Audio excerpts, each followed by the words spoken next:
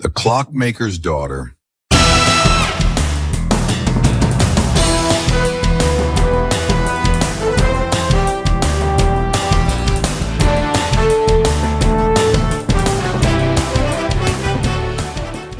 In the small, mist-shrouded town of Eldenwick, nestled between jagged cliffs and a restless sea, there lived a clockmaker named Elias Varn. His clocks were unlike any others, crafted with such precision and artistry that they seemed to breathe with life.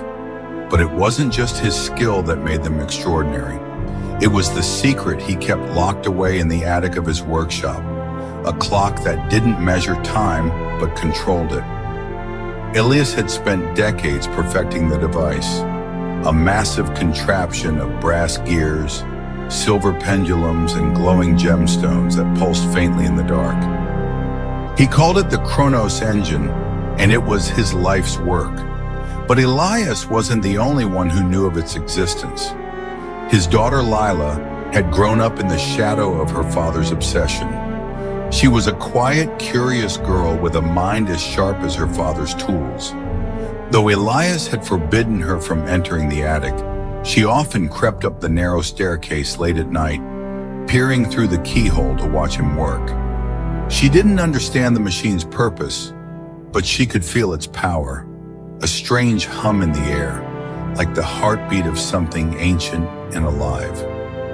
One stormy evening, as lightning split the sky and the sea roared against the cliffs, Elias called Lila into the workshop.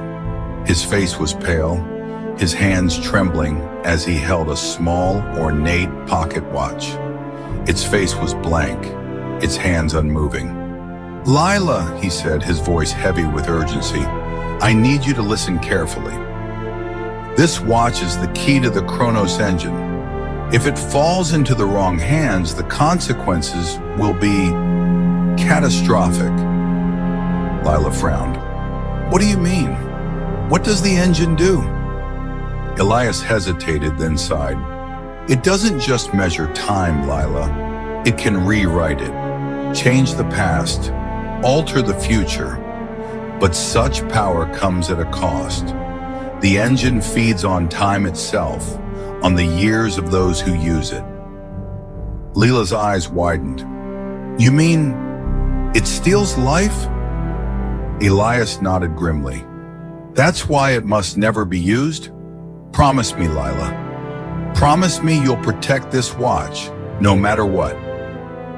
Before she could respond, the workshop door burst open. A group of shadowy figures stormed in, their faces obscured by masks.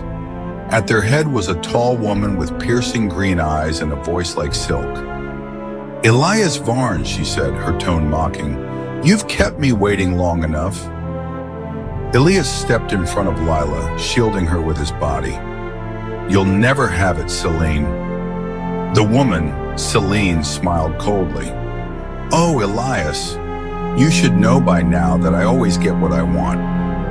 With a flick of her wrist, Celine's men surged forward.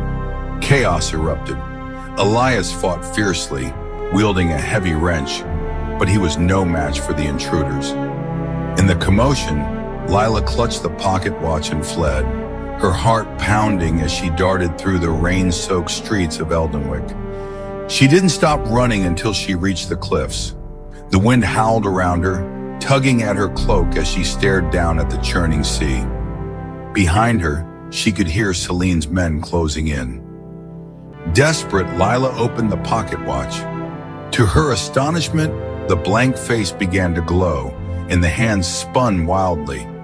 She felt a strange pull, as if the world itself were unraveling around her. And then, everything went still.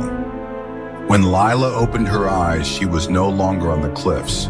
She was standing in the middle of Eldenwick, but it wasn't the Eldenwick she knew. The streets were bustling with people in strange, old-fashioned clothing.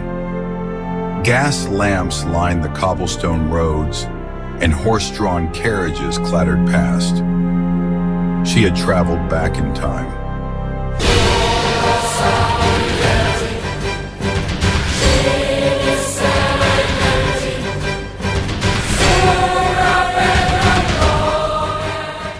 Part 2. The Keeper of Time. Lila quickly realized that the pocket watch wasn't just a key, it was a guide.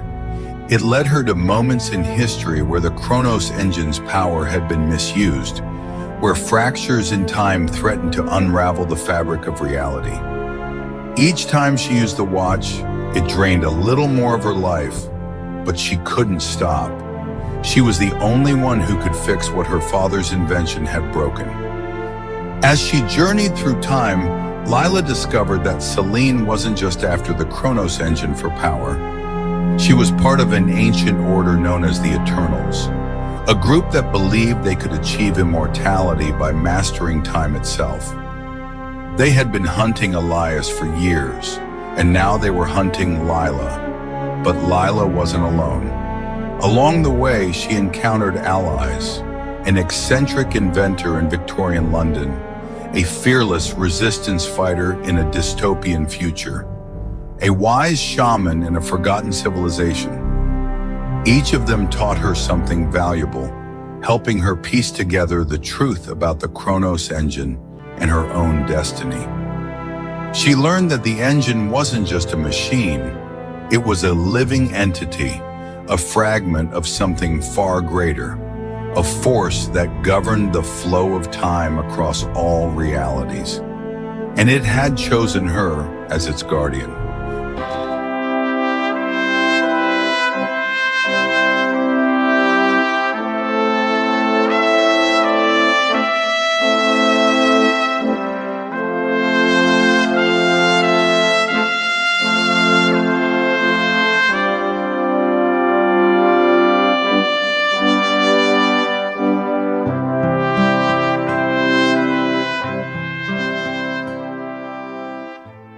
Part 3. The Final Hour. In the end, Lila faced Selene in the heart of the Chronos engine itself, a place outside of time where past, present, and future converged. The battle was fierce, a clash of wills and wits as the engine's power threatened to consume them both. Selene offered Lila a choice: join the Eternals and live forever, or destroy the engine and sacrifice herself to save the timeline. Lila chose neither.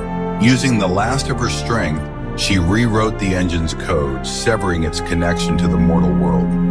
The machine dissolved into light, and with it, Selene and the Eternals were erased from existence. As the timeline stabilized, Lila felt her own life slipping away, but she wasn't afraid. She had done what her father had asked. She had protected the watch, and with it, the world.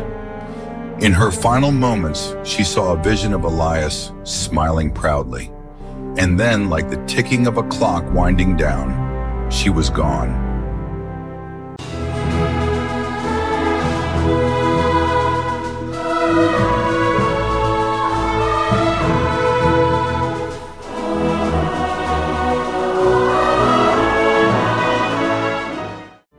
Epilogue. Years later, in the rebuilt town of Eldenwick, a young apprentice, Clockmaker, discovered an old ornate pocket watch hidden in the walls of a workshop. Its face was blank, its hands unmoving.